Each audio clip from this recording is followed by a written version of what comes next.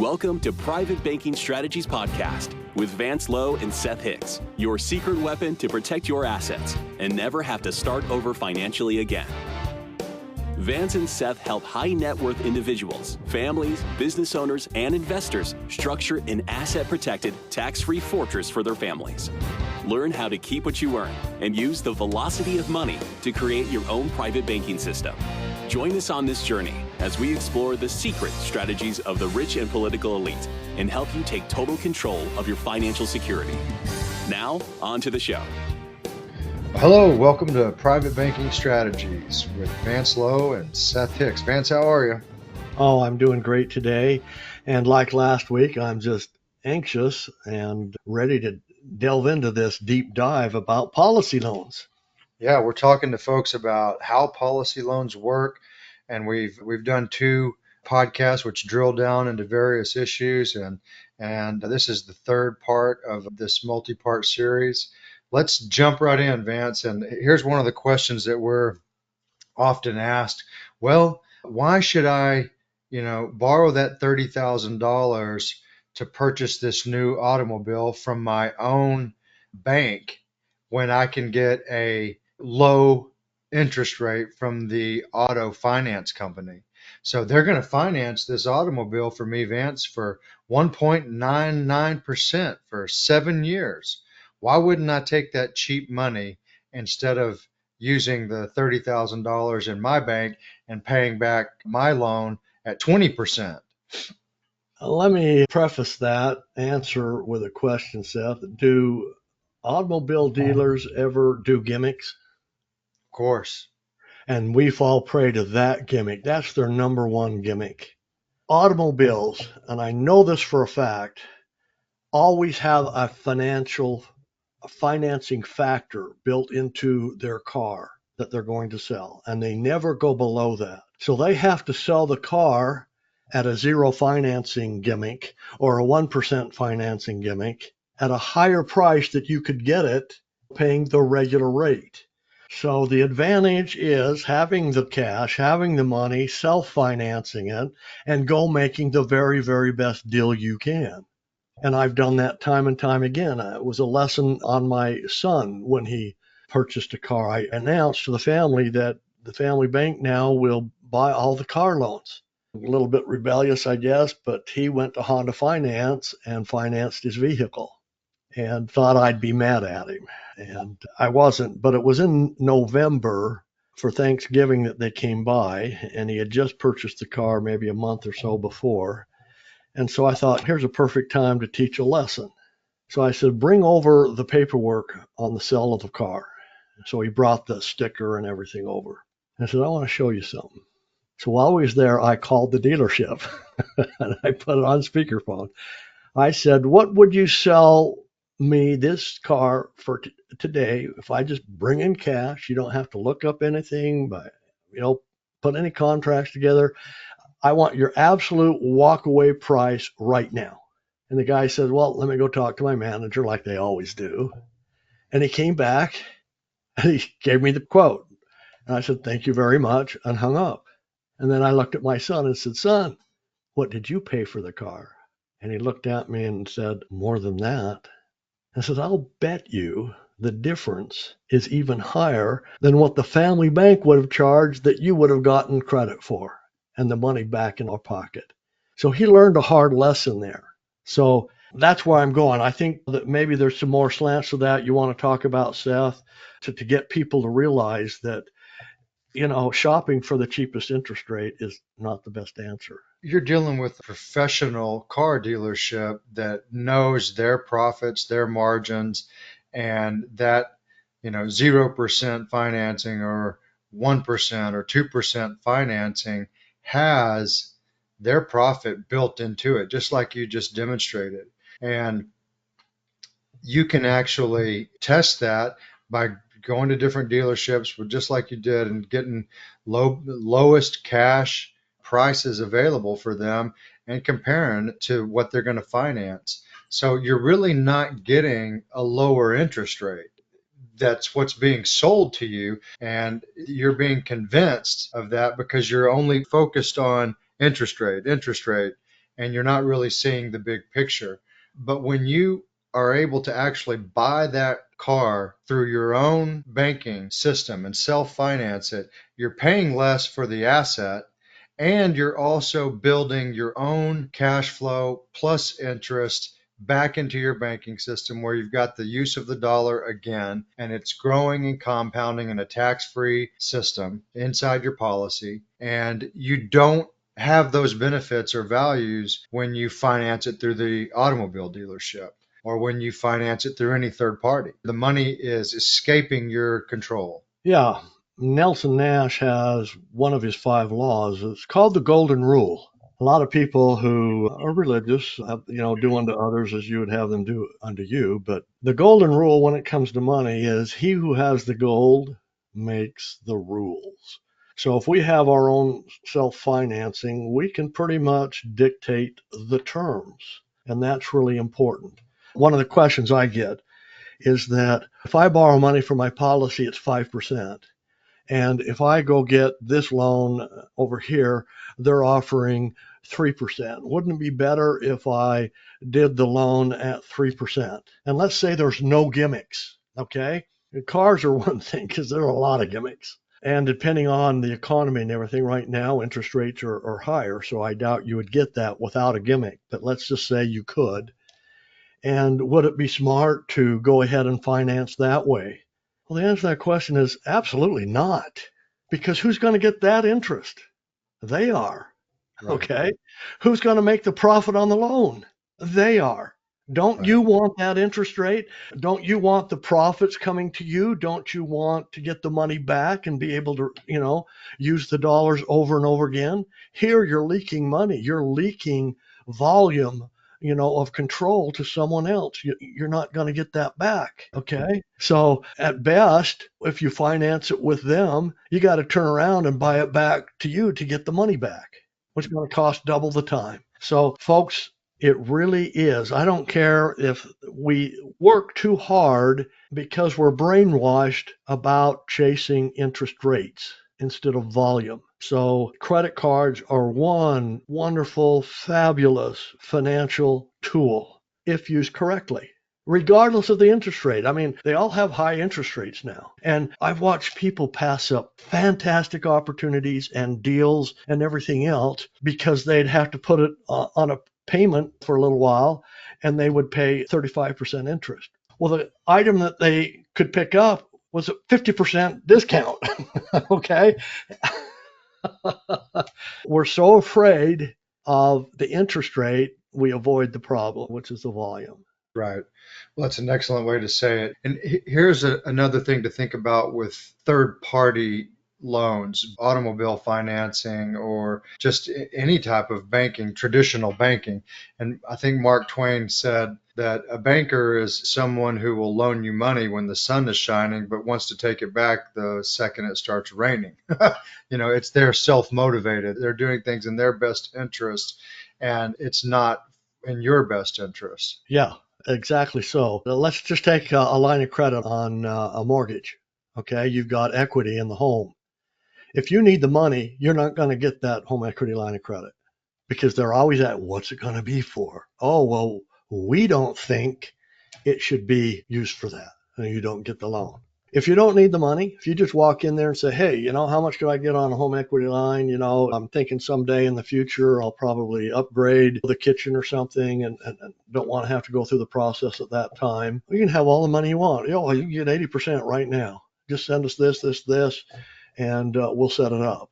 So when you don't need money, there are 2 financial tools you really need. We recommend everybody have them, and that is credit cards, and that is home equity lines of credit. Okay, just to help with that for emergencies and for opportunities. And that gives you liquidity in the event that you need it, and you can also take advantage of opportunities that come along and implement your private banking. Yeah, look at this, Seth. It gives you re-access to your principal. It's not anywhere close to what we're setting up with self-financing with a life insurance company because you don't get the profits and you don't get the interest, but you do get the principal back or reuse of the principal. I can show people how to buy real estate just by using a $15,000 credit card, ending up with completely paid for rental units or investment properties over a 10-year period of time by putting all their money into the credit card. They max it out, they borrow all the money out, buy the unit. Now their paycheck goes into the credit card. So they don't have a credit card payment. You got to understand that. You won't have a credit card payment because all your money is going there and you're living on less than you're actually bringing home, and that credit card gets paid off. You do it again and again and again. And each time you're investing and paying off real estate, it's so fast and works so well. Those are tools if used the right way. If we use them for consumption, it's slavery. There's nothing to show for it.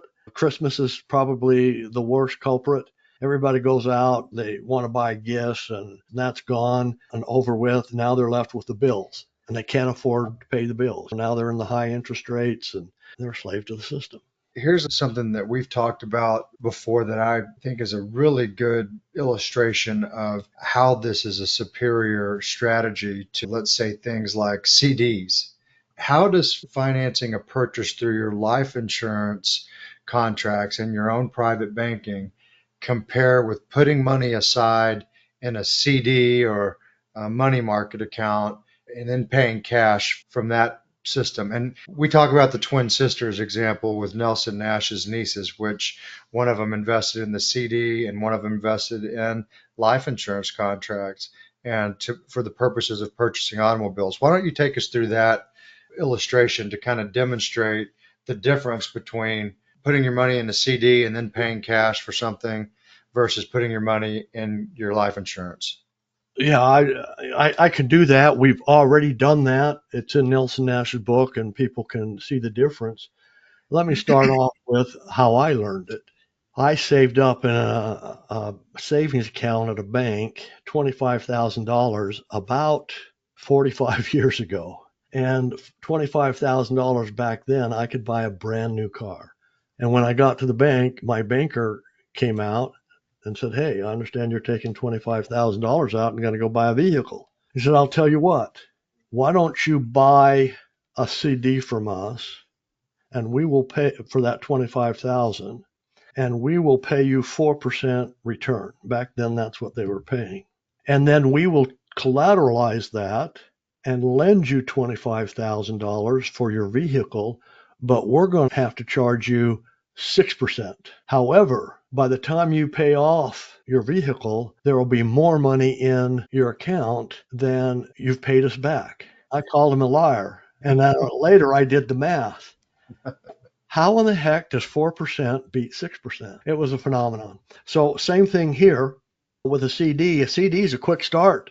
In Nelson Nash's book, the story goes every year that these twin sisters would get together, and the one that had the CD said, "How much is in your account?" "Oh, about 3,500 compared to 5,000. And the CD said, "Wow, there must be something wrong with you. You must be stupid or something. You need to get over here." And that goes on for a couple of years, and they almost stop seeing each other, just over that. And I know of less reasons people get mad at each other over money.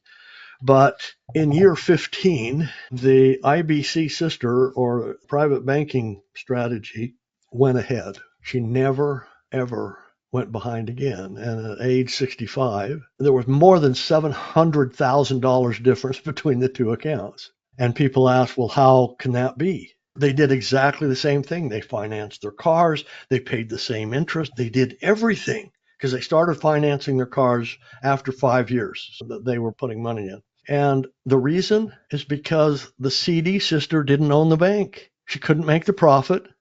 She didn't get any interest, where the IBC sister owned the life insurance company and got the profits plus all the interest build up. That's a $700,000 difference doing the same thing, folks, exactly the same thing. The life insurance contracts are typically going to have a higher return. You've got the dividends being paid, guaranteed cash value increases. You can continue to borrow against those cash values and without losing any of the guaranteed cash value increases or any of the dividends. You've got the flexibility of making the payment on your own terms. You've got the death benefit. In the illustration that you're talking about, the two twin sisters, at the end of their journey. They were in so-called retirement age. CD sister pulled $50,000 a year out for about 5 years. The private banking strategies or infinite banking concept sister pulled $50,000 a year out until she died, and she also had like almost $1 million in cash value and a multi-million-dollar death benefit to her heirs. Did that story feel like it was about you? Do you feel like you are generating a lot of revenue but are not moving forward as fast as you would like?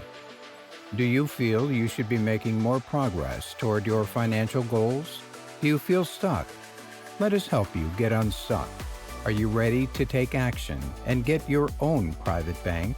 Please visit us at www.privatebankingstrategies.com. It's the perfect investment.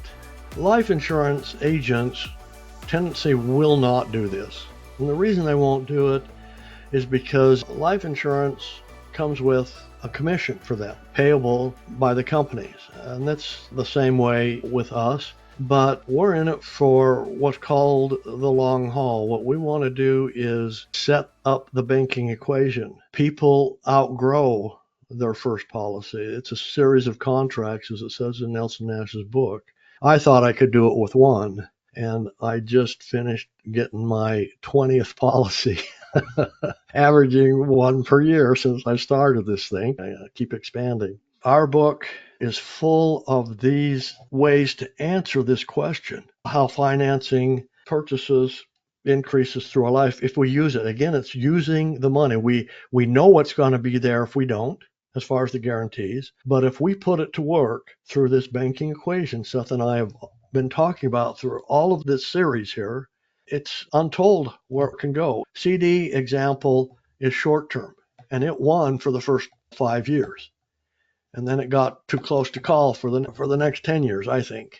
Yeah, and that's if you're measuring just that money value, but we're not even addressing things like asset protection, like many states guarantee exemption from liability in your insurance contracts. And so your money in a CD is not protected from creditors or any type of liability that you may incur. Whereas your cash value in your life insurance contract and the proceeds paid on it in many states are. If you want to drill down on that particular issue a little bit further, you can look at our podcast called The Twin Sisters on our website under resources. And we go through the illustrations and have the actual numbers showing you the differences in those two ways of skinning that cat, so to speak. Now, let's shift to another question that we often have, and that's how does a loan from a 401k that someone might have been plugging away and investing in compare with your cash value policy loan?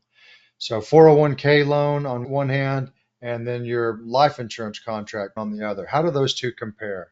I guess as I look back and I know all about the histories of 401ks and what's occurred not so distant past, where the father of 401k said was the biggest mistake he ever made, inventing 401ks. We're talking about two different worlds. One is controlled by government 100% and owned by government 100% versus your control. So at the end of the day, who's going to treat you better? I often ask, in the history of my life, has our government ever had a law or a benefit, a program that benefited me? And the answer is no. Government and that is what we call a parasite. They just keep feeding and getting bigger and bigger, and it's a corruption, and we kind of know what that's going through today. But on a 401k loans, it's amazing how government creates a problem, then offers a solution. And this is their solution. But they totally take control. Someone else, whoever's got your money, they're the ones doubling it every 2.5 years. Is your 401k doubling for you every 2.5 years? Well, the response we get is, well, my employer is also contributing. I can't beat that. No, you can't if you put all your money to sleep. But what we show people is if you can get control of your 401k, which you probably can't if you've put it with your existing employer, it's completely locked up. Government has it earmarked to shore up, I think, Social Security for the future. That's why they don't complain about it or talk about it anymore. How many trillions of dollars or that is that they want to access that will show up Social Security for a short period of time. But sometimes your employer will allow what's called hardship loans on a 401k, and you can borrow up to 50% of the money that's in there or $50,000. Okay. But again, you're under total control of the employer. He chooses your investments, which ones you can pick. That's all controlled. It is the highest cost. All the fees and charges in there are astronomical. It's the most expensive way to invest, and you don't get to use the money. It's like putting your money in jail. There's no liquidity. And if you take a loan out of your own banking system through your life insurance contract, as we've discussed, you have complete control over the terms of that loan. Do you think that the 401k provides that same flexibility with repayment? No, it doesn't. There's some drawbacks with borrowing money from the 401k. If you switch jobs, it's mandated that you pay that loan back instantly, or they'll charge you current income taxes and penalties. There's no program out there by government that you will win at their expense, okay? All they want is to tie up your money. And the bad thing is, Seth, is the education today, or the lack thereof. And without proper education, we run in herds. It's called herd mentality. And we're herded this way and that way and this way according to the banks and government. And we're just like sheep and cattle out there. You can tell kind of the sides with political events going on, the people who feel like they're entitled versus the people who want to be left alone. That's the biggest misconception that most people have with 401ks, IRAs, 403bs, all these what we call government-sponsored retirement programs, and thinking that the money is theirs. It's not their money. It's locked up. You cannot access it with any assured liquidity. If you do access it, you're going to be suffering penalties before 59. So if you don't hit it in that space, or you need the money at a different time, you're going to be penalized, and you're certainly going to be taxed no matter what. And the employer and the government sets all the terms. See, these government programs are for the totally ignorant imbeciles, I call it, who cannot get out of bed on their own. They cannot survive on their own. They have to be looked after. And I'm telling you, I've been in Washington. I've seen and tasted the atmosphere there of how they treat and feel and think about the citizens of the United States. Cattle, sheep have a higher status than the citizens of the United States with our government today. They think that we are just dumb, lame, and need to be told what to do, how to do it, and when to do it. Now, I'm not that type of person. I don't want that type of control. To me, that's total slavery. But yet, people are just buying into that. So 401ks is part of the herd mentality. We show people how fast, if they strip those out, they pay the taxes, they pay the penalties, how fast they make those back. If you could double assets every 2.5 years, it wouldn't take very long, would it, Seth? No. If you're getting the doubling now instead of providing all this money to other people who are doubling it. In the retirement type perspective, if you're taking policy loans for retirement income to those sunset years, do you pay them back in that situation? And if not, how does that interest accumulation affect your policy? That is a great question. I think we've probably done a few podcasts on those. And that leads into education and retirement programs. It's the American dream for parents, or it was, to be able to send their kids to college. Today, college has totally changed, and they brainwash our kids into socialism and communism at this point. Before, college was teaching people how to think and solve problems. That's not the case today. It's just they want the degree. They don't have any experience or anything else. But they want to be a doctor or a lawyer or someone who has high income so that they can retire with a lot of money.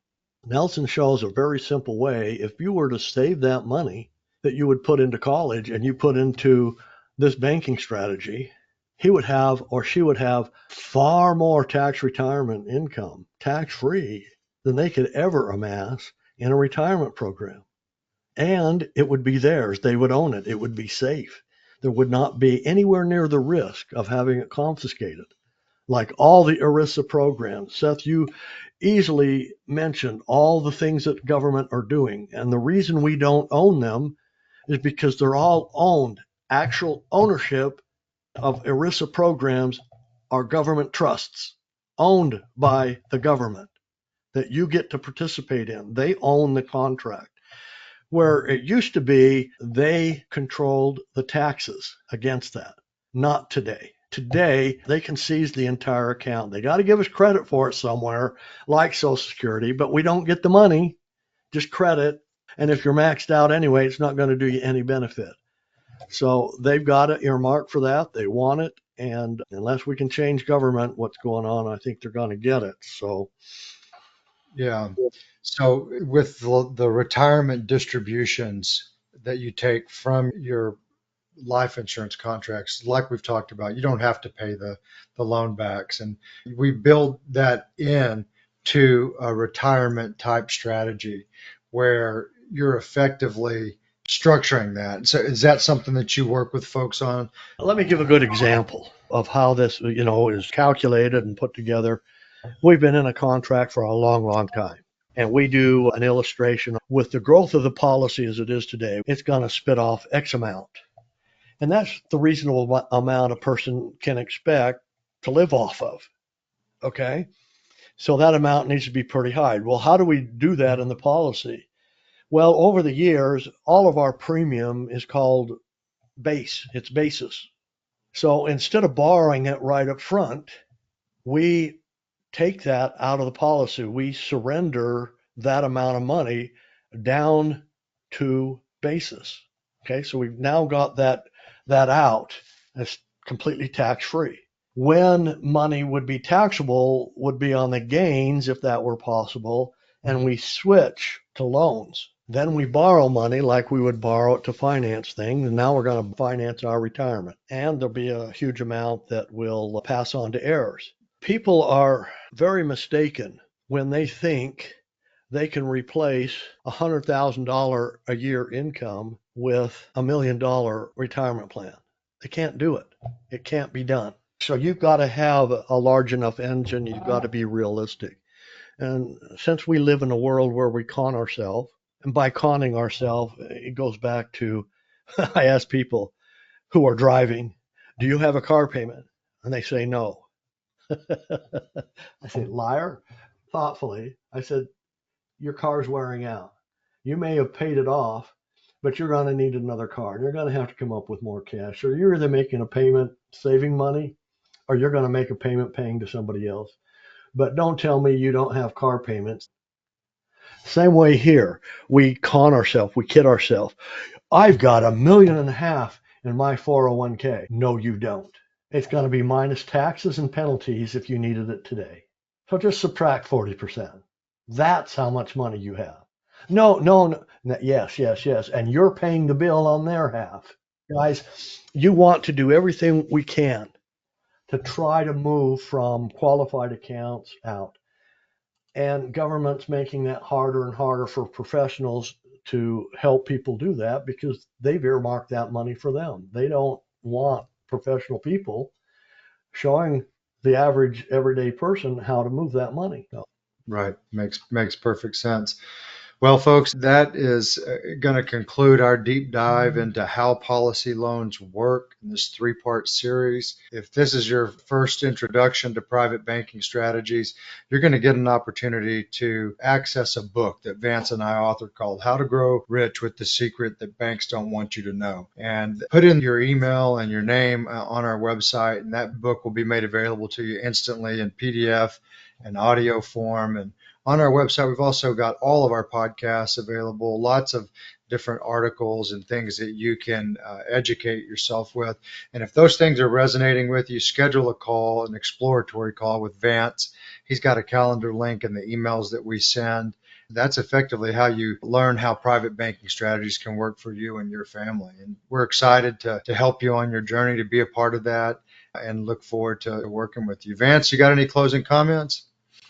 Well, people, what we need to know and what we have to keep in the back of our mind, it's all about what we think we know about money that's incorrect, that's really hurting us. And please do yourself a favor, look in the mirror and tell yourself that you really don't understand the flow of money, and that everything that goes through our hands is something that we're going to be held accountable for. We can either get it back or we can say it's worthless. I hope that this will help enrich your life a little bit. All right. Thank you, folks. We'll look forward to seeing you on the next podcast. Bye-bye. Did that story feel like it was about you? Do you feel you should be making more progress toward your financial goals? Do you feel stuck? Let us help you get unstuck. Are you ready to take action and get your own private bank? Please visit us at www.privatebankingstrategies.com. Thank you for listening to the Private Banking Strategies Podcast. Click the subscribe button below to be notified when new episodes become available.